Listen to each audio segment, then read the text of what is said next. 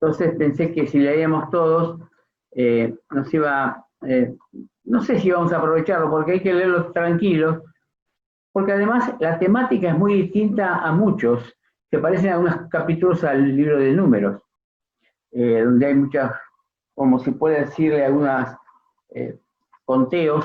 En este caso no es un censo, en realidad estaban eh, armando la planificación de los hermanos que iban a ir a la reconstrucción del templo en primer lugar. ¿Se recuerdan el capítulo anterior, cuando Leandro nos habló de cómo Dios movió el corazón de Ciro? Yo siempre pensé, digo, cómo un hombre que era un conquistador, un pueblo muy poderoso, eh, para algo parecido al tema de Egipto, ¿no? De Faraón, aunque la actitud de Faraón nunca fue la de Ciro, pero él dejó ir, tocado por Dios, por supuesto, a casi, casi 50.000 hombres a reconstruir el templo, un trabajo bastante tremendo, ¿no? A lo que era el templo, las varias construcciones que hubo del templo de Israel, de Jerusalén, y luego Nehemías quería construir las murallas, pero primeramente el templo. Y ese grupo fue por partes y fue formando un equipo. Ojo, esa cantidad de habitantes es una ciudad pequeña, es una ciudad bastante interesante, ¿no? No eran unos miles nada más, ¿no? Así que yo he puesto una pequeña listita de algunos versículos de estos 70 que vamos a poder leer. Tenemos 1, 2, 3, 4, 5, 6 grupos de textos. Podría leerlo un hermano, cada grupo, o bien, si ustedes siguen bien los textos que estaban señalados, ¿algunos no lo tiene el grupo de textos que habíamos señalado? Todos lo tienen, si no lo voy a señalar yo, lo voy indicando, ¿no? Alguien que lea, por ejemplo, levante la mano, así Andrés le da la voz, versículos 1 y 2 del capítulo 2 de Esdras. Estos son los hijos de la provincia que subieron del cautiverio, de aquellos que Nabucodonosor, rey de Babilonia, había llevado cautivos a Babilonia y que volvieron a Jerusalén y a Judá, cada uno a su ciudad. Los cuales vinieron con Zorobabel, Jesúa, Nehemías, Seraías, Realaías, Mardoqueo, Bilsán, Ispar, Bigbai, Rehum, Baana, el número de los varones del pueblo de Israel. Estos nombres, algunos son hebreos, otros son persas, por eso no son irreconocibles dentro de la Biblia algunos de estos nombres, ¿no? No se olviden que pasaba así, pasó también con Daniel y sus amigos, que cuando fueron llevados prisioneros, les cambiaron el nombre. Es también una forma más de despojar de personalidad a los prisioneros y sentirlos que ya no son ellos mismos, ¿no es cierto? Es una actitud muy típica de los conquistadores de aquella época. Es interesante que más adelante saldríamos del versículo 36 y 39. ¿Alguien lo tiene para leer? Los sacerdotes, los hijos de Jedaías, de la casa de Jesúa, 973. Los hijos de Immer, 1052. Los hijos de Pasur, 1247. Los hijos de Harim, 1017.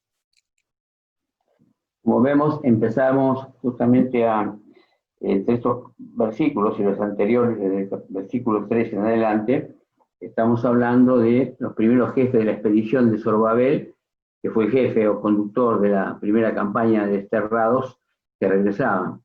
Jesúa es sacerdote y Nehemías, que no es, evidentemente, por la diferencia de edad, el famoso gobernador que fue 80 años más tarde, y otras personas influyentes asociadas a la dirección de la caravana. Primero se comenzó por las cabezas, ya aquellos que eran los más reconocidos del pueblo. Evidentemente, Ciro les permitió a ellos organizarse. Esto es también algo que nos llama la atención, ¿no? Y es obra del Señor, por supuesto. Él dejó que fueran los que ellos hubiesen elegido. Quizás les privó también como prisioneros al reino persa de las mejores personas. Pero bueno, Dios había tocado el corazón de Ciro de esa manera. Luego se enumera desde el versículo 3 al 19, que no hemos leído, al pueblo en general, las familias asociadas con varias ciudades de Judá y parte de Israel. O sea, hay una selección de las familias, sobre todo, ¿no?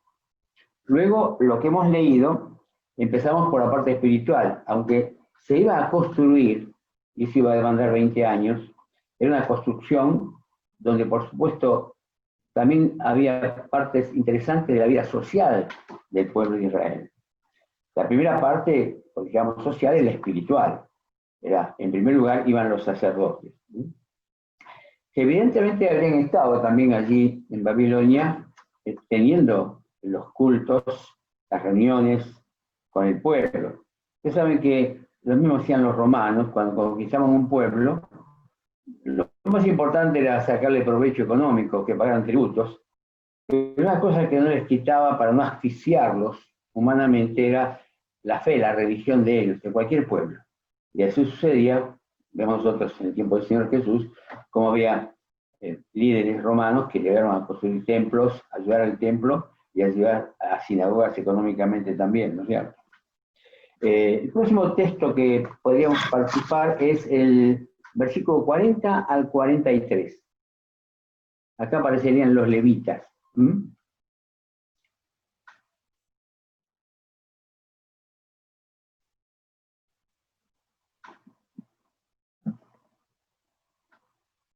Los levitas, los hijos de Jesúa y de Cadmiel, de los hijos de Odavías, 74. Los cantores, los hijos de Asaf, 128. Los hijos de los porteros, los hijos de Salum, los hijos de Ater, los hijos de Talmón, los hijos de Acub, los hijos de Atita, los hijos de Sobai, por todos 139. Los sirvientes del templo, los hijos de Siga, los hijos de Jasufa y los hijos de Tabaot. Muy bien, fíjese, ya estaban armando todo el equipo espiritual del pueblo, fundamentalmente, ¿no? Aquellos que guardaban el orden, guardaban las costumbres y las prácticas que ya el Señor había establecido desde la antigüedad, ya en los primeros libros de la Biblia, de historia del pueblo de Israel. Otro hermano más que lea del 55 al 60.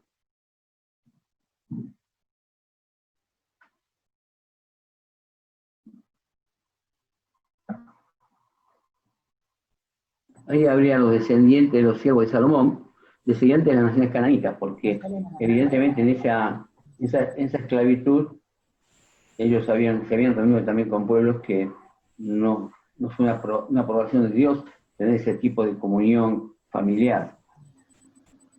55. Del 55 al 60.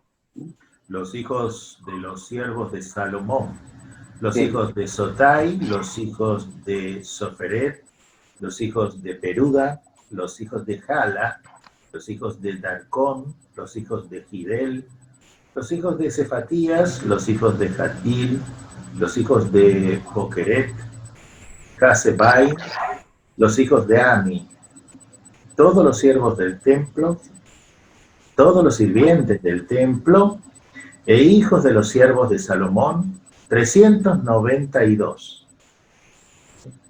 Estos fueron los que subieron de Telmela, Telharba o Telharsa, Kerub, Adán e Imer, que no pudieron demostrar la casa de sus padres ni de su linaje, si eran de Israel. Los hijos de Delaía, los hijos de Tobías, los hijos de Necoda, 652. Bien. Luego tenemos el pasaje del versículo 61 al 63, donde algunos sacerdotes fueron excluidos por su falta de genealogía. La perdieron de alguna manera. Aquí es algo interesante, ¿no? Ustedes ven como los cristianos, a través de todas las épocas, han extendido el mensaje del Evangelio, permítame la expresión, ¿no es cierto?, para ganar almas para Cristo, en el sentido de ganarlas para el Señor. Y porque el amor de Dios no hace discriminación de personas. No sucede lo mismo con el pueblo judío. Ellos jamás van a hacer una prédica de su fe tratando de ganar adeptos, porque para ser judío hay que nacer judío, sobre todo tener una madre judía. Por eso es interesante, tan diferente de muchos aspectos, lo que es la fe cristiana con la fe judaica, ¿no es cierto? Entonces, en versículos 61 y 63,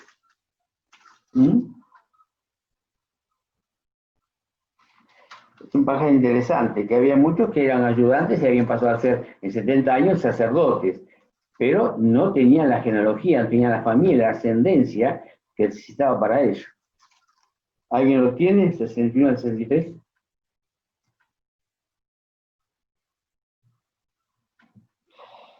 Y de los hijos de los sacerdotes, los hijos de Abaía, los hijos de Cos, los hijos de Barcilar, el cual tomó mujer de las hijas de Barcilar, Galadita, y fue llamado por el nombre de ellas.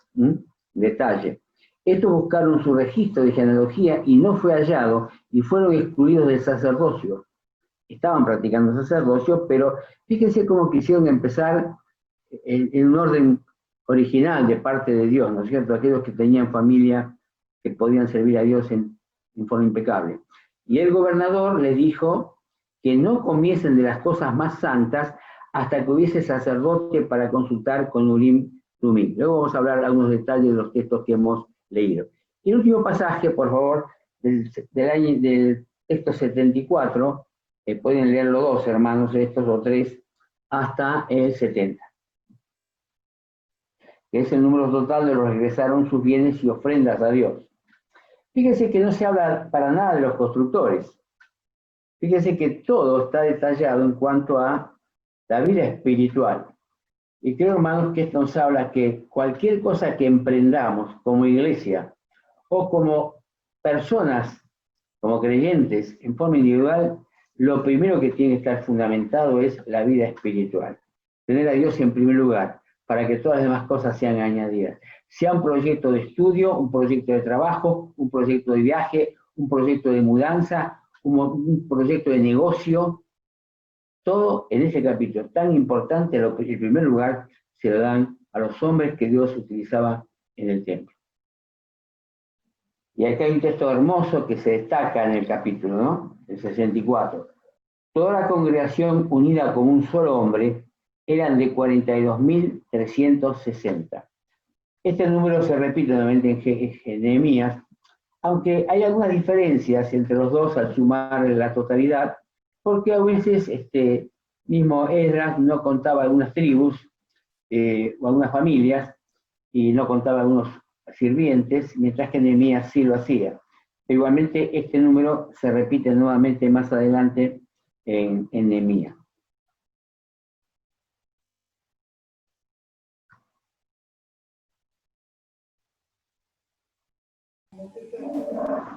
¿Qué va? Fui yo. Bueno.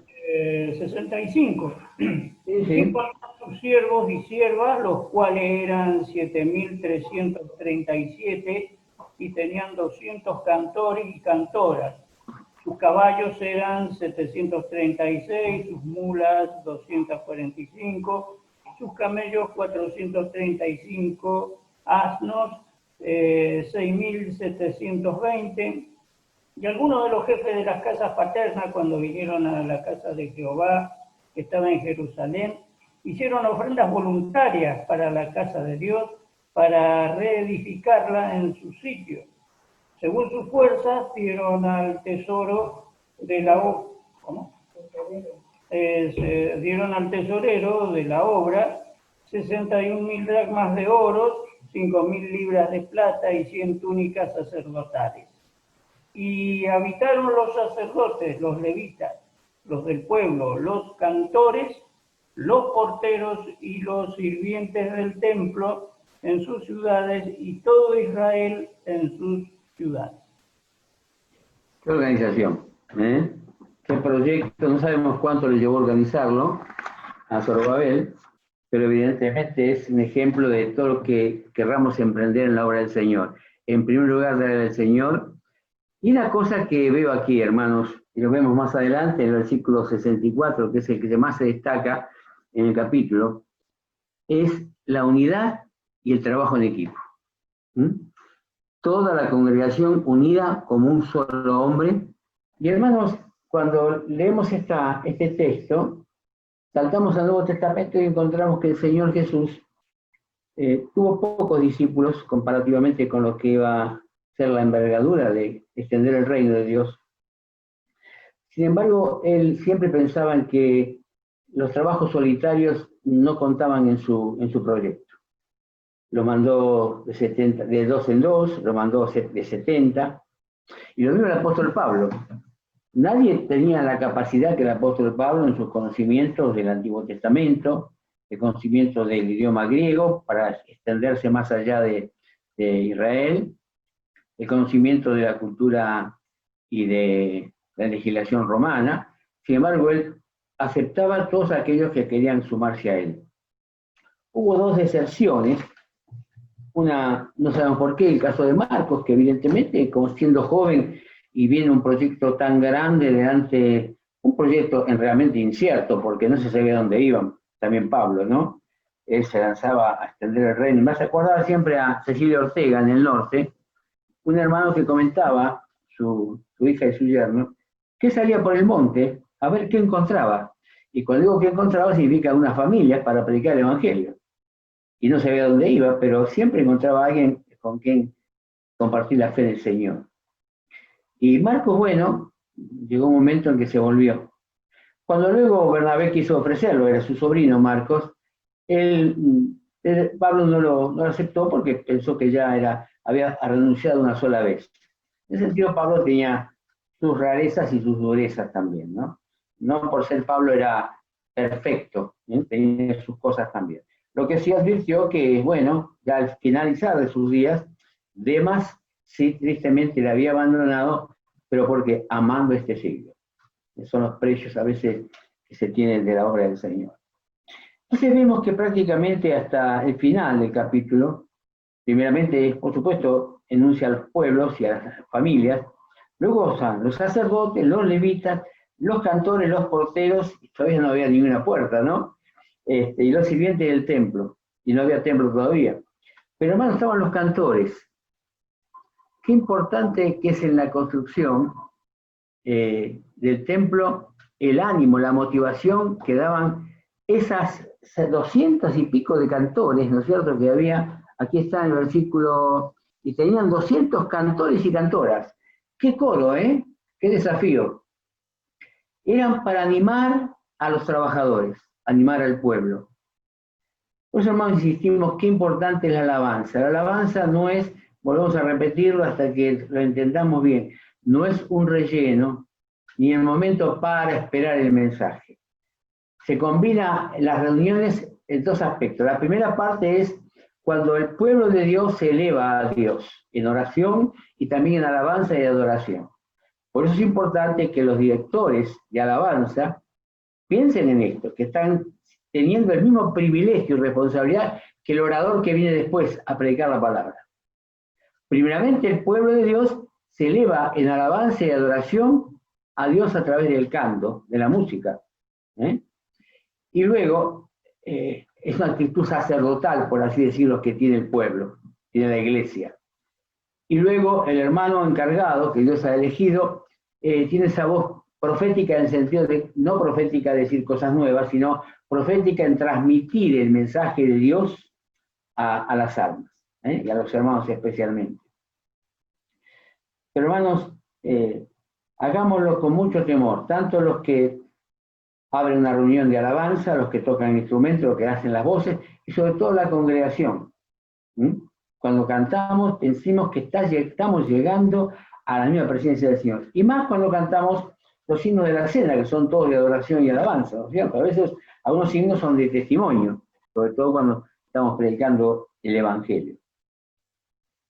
Bueno, después dice que en el versículo 62 y 63, después del examen de los registros, hay ciertos sacerdotes que no pueden comprobar su genealogía, su árbol genealógico, y sufren las consecuencias y fueron excluidos oficialmente del servicio. Y aquí justamente podemos señalar la importancia de nuestro nacimiento en la familia de Dios para poder servir al Señor.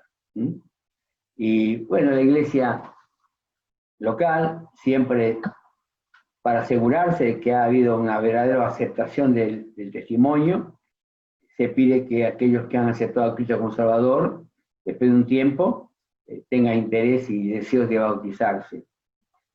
Ustedes saben que pareciera sencillo, pero ha habido casos, yo los conocí, que pasaron mucho tiempo en la iglesia, aparentemente se daban como creyentes, pero jamás se animaron a pedir el bautismo. Y cuando alguien cercano, las autoridades en su momento, cuando yo era joven, las autoridades de la iglesia se animaron a hablarle y ver por qué no se bautizaba, si habían entendido bien el mensaje de salvación. Sin embargo, en ese momento dejaron de venir. Qué importante que sea el bautismo como una señal exterior de la fe interior. Por eso tampoco hay que apurar, pero tampoco hay que dejar. No podemos empujar para que los hermanos se bauticen. Y es importante los motivos del bautismo. A veces pensamos, bueno, los que hemos nacido en el Evangelio, hemos visto siempre a nuestros padres en la cena del Señor, hemos acompañado a nuestros padres en la cena del Señor, y esa curiosidad del niño, a veces los niños pequeños quieren tomar un poquito de pan también, ¿no? Eso es muy común. Hasta que los padres, bueno, le muestran. Luego quisieran ellos ya entendiendo un poco, aprendiendo los signos de alabanza y adoración de la cena, también querer bautizarse para ser un miembro más de la congregación. La otra posibilidad es también para el servicio al Señor. Si un creyente no bautizado, se le puede dar responsabilidad en la iglesia, ni siquiera como ayudante de los maestros de escuela dominical, o como alguien que fuera, aunque sea un ujier. Acá justamente tenemos los porteros, en el pueblo de Dios. El trabajo del portero o del ujier es un trabajo muy importante también. Es aquel que recibe a la gente nueva, sobre todo, y se ocupa de transmitir a los hermanos en los últimos bancos, que dejen los bancos libres para que esa persona nueva no tenga que recorrer todo el salón y sentarse adelante. Por eso insistimos que los últimos bancos tienen que quedar libres, sobre todo los bancos, mientras que las sillas de atrás, perdón que haga algo, una referencia local ahora, las sillas de atrás que tienen más espacio adelante están reservadas por las mamás de niños pequeños que les preparan el lugar para que los niños jueguen durante la reunión. No les pedimos a los que no sean mamás, y aunque todavía no lo son, aunque quieran ser, tampoco les corresponde todavía. Así que para mamás con niños pequeños, y que ellos puedan estar juntitos y entretenidos, necesitamos que estén sentadas en las sillas que están allí sobre el ventanal, el vitral del fondo.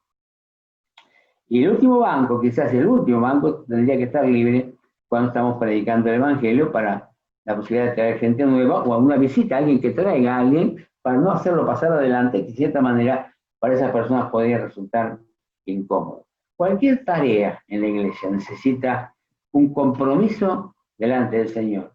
Queremos cantar en el coro, tendría que bautizarme. Sé tocar un instrumento, estoy aprendiendo un instrumento, me gustaría tocar en el conjunto musical, pero no hay que bautizarse para estas cosas, para estos servicios o estos ministerios o estas operaciones en la iglesia. El origen del bautismo, lo hemos dicho cuando hablamos de bautismo, es demostrar públicamente lo que ha ocurrido en nuestro corazón en un tiempo que ha pasado. Es identificarnos con la muerte, sepultura y resurrección de Cristo. Por lo cual también nosotros hemos muerto con Cristo, hemos sido sepultados con Él y hemos resucitados para Él. No vivo ya yo, dice el apóstol Pablo, mas vive Cristo en mí. Y lo que ahora vivo en la carne lo vivo en la fe del Hijo de Dios. Es importante. Luego, evidentemente, el Señor nos va a mostrar en qué lugar nos pone a servirle, y el Señor lo hará seguramente, y vamos a estar gozosos de hacer esa tarea. Hay hermanas que ustedes no les pueden no pueden evitar, no digo evitar, dejar que ellas dejen de hacer la limpieza del lugar. Gozan limpiando el lugar, la iglesia del Señor. La vemos reluciente porque hay hermanas que vienen a limpiar el lugar, hermanos. Acá no están aquellos que, pero son servidores, son los sirvientes del templo, que están en el versículo 43 al 54. Son los sirvientes del templo. Como otras actividades que no son aparentemente espirituales, pero justamente si no estuvieran hechas, ¿cómo molestaría a la espiritualidad? Cuando faltara algo, cuando algo estuviera roto, cuando algo estuviera sucio, siempre aparecería una queja. Sin embargo, qué hermoso encontrar las cosas en su lugar, limpias, relucientes, sanas y de utilidad. Hermanos, oremos por todos aquellos hermanos que están haciendo una tarea, no del púlpito, sino de debajo, bien de debajo, llegado a limpiar los pisos. Dice ya el versículo 63, después de que fueron detectados aquellos que no pertenecían a la familia de los sacerdotes, que el gobernador, en realidad, en el original dicen los entendidos que la palabra era el título persa que significaba posiblemente su excelencia. Era aquel que fue siendo el pueblo de Israel señalado como aquel que iba a ser responsable del orden de todas las cosas. Y justamente a esos sacerdotes les dijo que no comiesen de las cosas más santas hasta que hubiese sacerdotes para consultar e interpretar el Urim Tumim, del versículo 63, aunque se les permitió acompañar a los verdaderos judíos en este viaje. Vale recordar que el Urim Tumim, hermanos, para que esto quede claro, ya que se nombra acá, es algo que estaba recién, apareció en Éxodo 28, este tema, significaban como palabras traducidas luces y perfecciones. Parte de la indumentaria del sumo sacerdote por medio del cual averiguaba la voluntad de Dios en casos dudosos, pero no es en cualquier caso. No era un tirar la moneda, permítame la expresión para que entendamos. No era empleado para averiguar la voluntad divina en asuntos privados, sino en decisiones nacionales a tomar, como señala el número 27-21. Se colocaban en una bolsa unas piedras, las piedritas dentro o encima del pectoral del juicio, y es probablemente que el sumo sacerdote se lo pusiera siempre que llevara el efod. El efod era la vestidura superior del sacerdote, y ese término se refiere a una vestimenta externa, ajustada, de lino fino, que estaba relacionado con los cultos. Sobre el pecho del sumo sacerdote estaba el pectoral, esa famosa placa con 12 piedras preciosas grabadas con los nombres de las 12 tribus. Ahí delante se colgaba esta bolsita con esas piedras, que no sabemos cómo funcionaban. Ustedes saben que justamente los que, como no se sabe cómo funcionaban, los testigos de Jehová, mejor dicho, los mormones, dicen que sí, el fundador de ellos es aquel que descubrió esto y Dios le revelaba por medio del Urim Tumim de él, lo que iba a ser el movimiento religioso de ellos, que creció mucho. Evidentemente es obra de Satanás, como para entorpecer la obra de Dios en los pueblos y confundir sobre todo aquellas que no son denominaciones o actividades netamente cristianas, cristocéntricas y detrás de la cruz de Cristo. Toda la congregación unida como un solo hombre, era de 42.360, sin contar las siervas y siervos, los cuales eran 7.337 y tenían 200 cantores y cantoras. Fíjense, hermanos, toda la congregación unida como un solo hombre, un ejemplo de comunión y trabajo en equipo. Podemos tener interés en hacer una tarea en la iglesia. En primer lugar, personalmente, para estar convencido de que es un llamado del Señor, estemos orando para que el Señor nos vaya confirmando eso. Luego comuniquémoslo a los hermanos ancianos cuál es nuestra inquietud, nuestro deseo, lo que nosotros creemos en que podemos servir según nuestros talentos naturales y dones que podemos llegar a tener al Señor en la iglesia. No hay duda que los talentos se ven naturalmente en las personas aún que no estén sirviendo en la iglesia, las capacidades intelectuales, manuales, oficios que una persona puede tener. Pero además los ancianos tienen, a través de consulta entre ellos y personas que pueden conocer mejor a alguien que los tuvo quizás como alumno siendo adolescente, y ya creció y quiere servir al Señor en algo, a unos dones que se fueron despertando, ¿no es cierto? Un tema de que tendríamos que, quiero enseñar más seguido el tema de los dones, porque hay temas que a veces se dan por entendidos, hay nuevas generaciones que no conocen en profundidad el tema de los dones y cómo el Señor viste dones a aquellos que son sus hijos. Es interesante, como decíamos, el Señor siempre actuaba, insistía en que los discípulos de esta unidad en Juan 17. El Señor sabía que el enemigo venía a matar y a destruir, a dispersar las ovejas. Esa es la función del enemigo, traer trastornos en el redil, hoy día en la iglesia. Separar y quebrar la unidad y la comunión. Logrando eso, cualquier ejército en el mundo, si se logra esa falta de cohesión entre aquellos que están luchando, evidentemente podrán ser vencidos. Y los enviaba con grupos grandes y grupos pequeños para anunciar el reino. El apóstol Pablo trabajó de esa manera también, pero además apeló permanentemente a la unidad de comunión entre los hermanos. Fíjense lo que dice Filipenses, capítulo 2. Es interesante. Versículo 1 en adelante. Por tanto, si hay alguna consolación en Cristo, si algún consuelo de amor, si alguna comunión del Espíritu, si algún efecto entrañable, si alguna misericordia, fíjense cuántos aspectos espirituales y emocionales también está tratando el apóstol Pablo con su iglesia. Completad mi gozo. Y aquí aparece. Parece que estuviera repitiendo siempre lo mismo, pero son distintas facetas de una gema. Sintiendo lo mismo, teniendo el mismo amor, unánime, sintiendo una misma cosa. Porque, ¿qué es lo que atenta contra esta unidad y esta comunión de los hermanos? Cosa que cuando leemos también el capítulo 2 de los Hechos, vemos que una de las características que tenía la primera iglesia cristiana era la comunión unos con otros.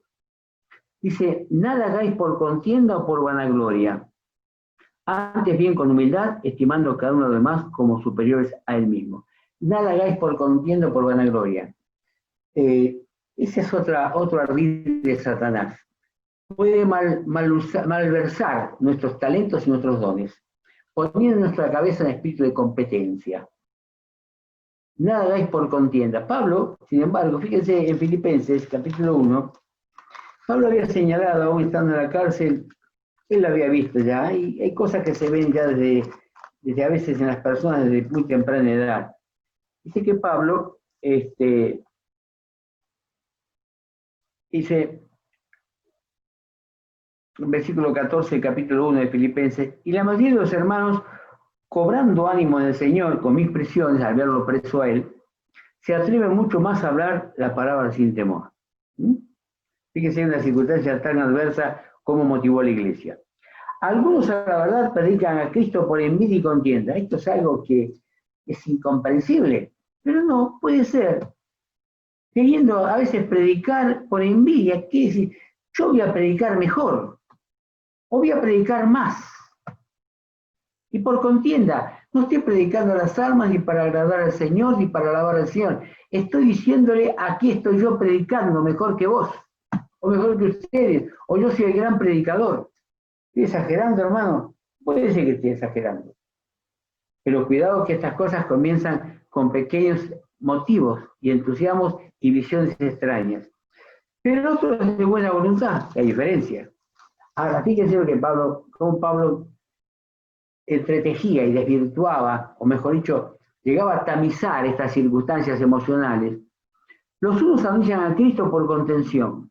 Pero qué tremendo, cómo mezclaban una cosa con la otra, ¿no? No sinceramente. O sea, no predicaban sinceramente. ¿A dónde iban? ¿Qué estarían predicando? ¿Cómo estarían predicando? Pensando en añadir aflicción a mis prisiones. Este texto merece una profundidad tremenda de estudio y de análisis, hermanos. Ojalá pudiéramos trasladarnos en el tiempo y decirle, por favor, Pablo, ¿puedes ampliar el concepto a fin de no repetir esas conductas que nosotros los predicadores podríamos llegar a tener? Pero nosotros por amor, sabiendo que estoy puesto por la defensa del Evangelio. Pero fíjese, Pablo, cómo después discernía de esta manera. ¿Qué pues? Que no obstante, de otra manera, de todas maneras, o por pretexto o por verdad, Cristo es anunciado y en esto me gozo y me gozaría aún. Parece ser que estos predicadores que tenían una inquietud extraña, sin embargo, la letra era acorde al mensaje del Evangelio. Porque de una manera que el Señor percibía, quizás en su corazón, en su mente, el mensaje, el que predicaba era elocuente, alguien que se le entendía, que era agradable. Sin embargo, había una motivación de contienda. ¿Estar predicando para qué? ¿Para transmitir el mensaje del Evangelio? ¿O porque ahora me toca a mí? ¿O yo quiero hablar cada vez más? Y yo me anuncio, digamos, salimos los predicadores, tenemos que comunicar a los hermanos para que oren por nosotros. Es importante sentir el apoyo, sentir que cada predicador que sale de la iglesia, aunque sea un jovencito o un maestro de escuela dominical que va a un campamento o alguien que va a ayudar a los campamentos, se sienta un brazo extendido de la iglesia. Siempre es un brazo extendido. Por eso los jóvenes, cuando van a los campamentos, traen una hoja, que son los organizadores de los campamentos cristianos, que nos piden que los ancianos avalemos a ese hermano en su testimonio y en su ministerio. ¿Por qué? Porque ese hermano va en nombre de la iglesia, va en nombre de la iglesia a servir al Señor entre los niños, entre los adolescentes, o formar parte de un coro, por ejemplo, formar parte de un coro de todas las iglesias, ¿no es cierto?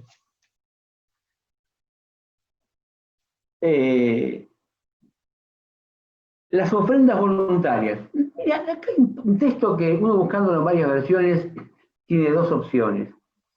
O estas ofrendas las traían las familias que venían de la esclavitud, o había otras familias, parientes, que habían quedado en Palestina, que no habían sido llevados en cautiverio, y pasaron quizás 2 generaciones, y habían trabajado y habían tenido dinero, porque en la esclavitud no podían tener mucho dinero tampoco para ahorrar, ni riquezas. Sin embargo, parece ser que ellos dieron voluntariamente, ¿no? Los jefes de las casas paternas, cuando vinieron a la casa de Jehová, que estaba en Jerusalén, hicieron ofrendas voluntarias para la casa de Dios, para reedificarlas en su sitio. Según sus fuerzas dieron al tesoro de la obra. Porque por el peso del dinero que traían, en dracmas, que en realidad serían un diario, que es una moneda persa, en oro, en pesos kilos de oro, en kilos de plata, era difícil que lo trasladaran. Aunque eran muchas familias, eran 50.000 personas, sin embargo parece ser que del lugar les motivó mucho porque estaban los restos del templo, el resto de la muralla de Jerusalén. Eso sería una desazón tremenda para aquellos que habían quedado en la región. Ver eso, ni ellos mismos se animaban a hacerlo porque, primeramente, Dios no los había llamado, no tienen la fuerza ni capacidad para hacer eso. No eran tantos y tan hábiles, y fueron llamados por Dios. Pero cuando esto ocurrió, se gozaron. Y fíjense, hermanos, que sin conocer a los que venían, habían pasado 70 años, dieron con todas sus fuerzas al tesoro de la obra. La generosidad del pueblo de Dios. Así que esta es la realidad de este capítulo, es apasionante, es un prólogo de la reconstrucción del templo. Más adelante Nehemías va a hablar de la reconstrucción de la muralla, que es muy interesante también cuando va reconstruyendo puerta a puerta y muralla a muralla. Pero, hermanos, cualquier obra que emprendamos, pongamos primeramente al Señor en ese lugar, el primer lugar. Demos al Señor el primer lugar, para que todas las demás cosas estén acordes. Cuando se construyó el tabernáculo, se construyó el templo, las medidas los detalles, los ornamentos, la decoración, la dio el Señor. No fue la creación de los hábiles artesanos. Eso sí se necesitaron para tallar las maderas, para coser los bordados, etcétera, etcétera, sí. Pero el diseño fue del Señor mismo. Qué hermoso es cuando encaramos un ministerio, que sepamos que el Señor lo ha puesto en nuestro corazón. Lo hemos comentado motivando oración, hermanos, para que ver si es la voluntad de Dios, y verdaderamente el Señor obra a través de uno o varios hermanos, porque siempre es así, varios hermanos que enfrentan esta tarea. Una cosa que estoy gozoso, hermanos, y ustedes también deben estarlo, como los hermanos Andes, con Juan Carlos y su familia, están preparando todo este equipo de alimentos, cajas o bolsas de alimentos los más variados, como fue publicado en el sitio de WhatsApp, para los hermanos, para las familias vecinas. Es algo que nunca se hizo y ahora se presenta la oportunidad. Y esas familias siempre estuvieron allí, pero vamos a saber, quizás ellos pudiendo salir a hacer algo, porque muchos chicos piden limosna, algunos jefes de familia son cartoneros y andan con sus carritos juntando y ahora no podían salir, o hay pocas cosas en la calle, ahora eso pasa bien, hay poco para juntar, pero como Dios puso en primer lugar traer a los niños los viernes, y luego los hermanos allí encargados percibir la necesidad de la familia y están haciendo esta tarea. Dios les bendiga, hermanos. Nos sentimos muy orgullosos, sinceramente, en el Señor, de que haya hermanos que con tanto amor y con tanta capacidad y disposición hayan hecho con un solo equipo, un solo hombre, la tarea, ustedes estando al frente de ello y todos orando y colaborando económicamente, porque, hermanos, la iglesia está aportando, pero estamos esperando también, vamos a ver cómo lo hacemos para que los hermanos puedan colaborar también económicamente. Lo ideal es que se junte dinero para que se vaya a comprar un mayorista, o que tengamos mejor precio y mayor cantidad, ¿no es cierto? Así que estemos orando, hermanos. Hay mucha densidad en la obra del Señor, más ahora, pero la iglesia, recordemos que no ha dejado de dar las ofrendas mensuales, aunque no se han recogido, a la obra misionera. Nuestra iglesia sigue cumpliendo con la necesidad que cada misionero tiene y extiende la ofrenda mensual a FEMA en cuanto a los misioneros. Sigamos rogando, hermanos, separemos cada domingo, como estamos en la sede del Señor, tengámoslos en una caja, en un sobre, en un lugar, luego combinaremos cómo pasar a retirarlo, o vamos a abrir una cuenta para que se deposite allí. ¿No?